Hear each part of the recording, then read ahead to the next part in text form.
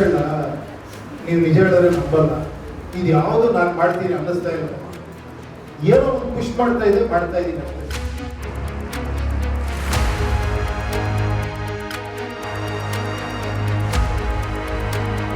ಸಿನಿಮಾದಲ್ಲಿ ಬುದ್ಧಿವಂತ ಅಂತ ತಮ್ಮನ್ನು ತಾವೇ ಕರೆದುಕೊಂಡಿರುವ ಉಪೇಂದ್ರ ಈಗ ನಿಜ ಜೀವನದಲ್ಲಿ ಬುದ್ಧಿವಂತರ ಸೈನ್ಯ ಕಟ್ಟೋಕೆ ರೆಡಿ ಆಗ್ತಾ ಇದ್ದಾರೆ.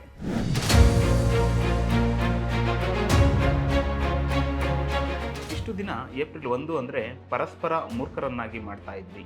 ಆದರೆ ಉಪೇಂದ್ರ ಅವರು ಏಪ್ರಿಲ್ 1 ಮೂರ್ಖರ ದಿನವಲ್ಲ, ಬುದ್ಧಿವಂತರ ದಿನ ಎಂದು ವ್ಯಾಖ್ಯಾನಿಸಿದ್ದಾರೆ. ಇಷ್ಟು ದಿನ ನಾವೆಲ್ಲ ಮೂರ್ಖರಾಗಿದ್ದು ಸಾಕು, ಇನ್ಮುಂದೆ ಒಬ್ಬರನ್ನು ಕೈ ಹಿಡಿದು ಮೇಲೆತ್ತುವ ಬುದ್ಧಿವಂತರ ದಿನವನ್ನಾಗಿ ಆಚರಿಸೋಣ ಎಂಬ ಹೊಸ ಮಂತ್ರ ಜಪಿಸಿದ್ದಾರೆ.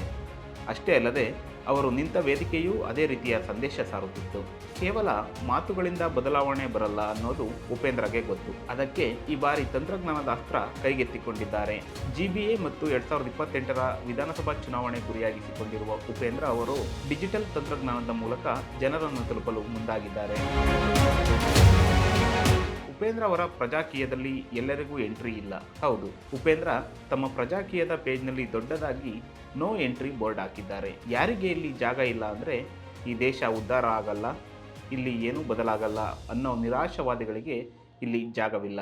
ನನ್ನ ನಾಯಕ ದೈವದ ಮನುಷ್ಯ, ಅವನು ಏನು ಮಾಡಿದರೂ ಸರಿ ಅಂತ ಕುರುಡಾಗಿ ಆರಾಧಿಸೋ ಫಾಲೋವರ್ಸ್ಗಳಿಗೂ ಇಲ್ಲಿ ನೋ ಎಂಟ್ರಿ ಎಂದಿದ್ದಾರೆ. ಯಾರು ತಾವೇ ಈ ದೇಶದ ಮಾಲೀಕರು ಅಂದುಕೊಳ್ತಾರೋ, ಯಾರಿಗೆ ತಮ್ಮ ತೆರಿಗೆ ಹಣದ ಮೇಲೆ ಅಧಿಕಾರ ಇದೆ ಅನಿಸುತ್ತೋ ಅಂತಹ ಜಾಗೃತ ಮಾಲೀಕರಿಗೆ ಸ್ವಾಗತವನ್ನು ಕೋರಿದ್ದಾರೆ. ಉಪೇಂದ್ರ ಅವರ ಈ ಬಾರಿಯ ಹೋರಾಟದ ಮುಖ್ಯ ಉದ್ದೇಶ ಸಂವಿಧಾನದ ತಿದ್ದುಪಡಿ. ಕೇವಲ ರಾಜಕಾರಣಿಗಳು ಬದಲಾದರೆ ಏನೂ ಆಗಲ್ಲ, ವ್ಯವಸ್ಥೆ ಬದಲಾಗಬೇಕು ಎನ್ನುವುದು ಅವರ ವಾದ. ಅದಕ್ಕಾಗಿಯೇ ಪ್ರಜಾಕೀಯದ ರಿಜಿಸ್ಟ್ರೇಷನ್ ಪೇಜ್ನಲ್ಲಿ ಒಂದು ಶಪಥ ಇದೆ: ನಾನು ಯಾವುದೇ ಆಸೆ, ಆಮಿಷ, ಹಣ ಅಥವಾ ಪ್ರಚಾರಕ್ಕೆ ಮಾರು ಹೋಗಲ್ಲ, ನನಗೆ ಬೇಕಿರುವುದು ನನ್ನ ಕೆಲಸ ಮಾಡಿಕೊಡುವ ಒಬ್ಬ ಕೆಲಸಗಾರ ಮಾತ್ರ ಎಂಬುದಾಗಿ ಇದೆ. ಈ ಬೌದ್ಧಿಕ ಕ್ರಾಂತಿಯ ಮೂಲಕ ಉಪೇಂದ್ರ ಅವರು ರಾಜಕೀಯಕ್ಕೆ ಗ್ಲಾಮರ್ ಸ್ಪರ್ಶಕ್ಕಿಂತ ಹೆಚ್ಚಾಗಿ ಜವಾಬ್ದಾರಿಯ ಸ್ಪರ್ಶ ಕೊಟ್ಟಿದ್ದಾರೆ. ಹಣ ಮತ್ತು ರ್ಯಾಲಿಗಳ ಅಬ್ಬರವಿಲ್ಲದ ಚುನಾವಣೆ ಸಾಧ್ಯವಾ ಅನ್ನೋ ಪ್ರಶ್ನೆಗೆ ಉಪ್ಪಿ ತಮ್ಮ ಪ್ರಜಾಕೀಯದ ಮೂಲಕ ಉತ್ತರ ಹುಡುಕುತ್ತಿದ್ದಾರೆ. ಉಪೇಂದ್ರ ಅವರ ಪ್ರಜಾಕೀಯ ಈಗ ಡಿಜಿಟಲ್ ರೂಪ ಪಡ್ಕೊಂಡಿದೆ.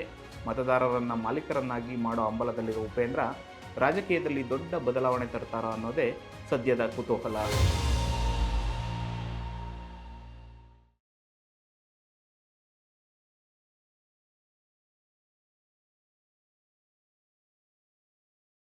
ಹೆಚ್ಚಿನ ಸುದ್ದಿ ಅಪ್ಡೇಟ್ಗೆ ಈಗಲೇ ದ ಫೆಡರಲ್ ಕರ್ನಾಟಕ ಯೂಟ್ಯೂಬ್ ಪೇಜನ್ನು ಸಬ್ಸ್ಕ್ರೈಬ್ ಮಾಡಿ.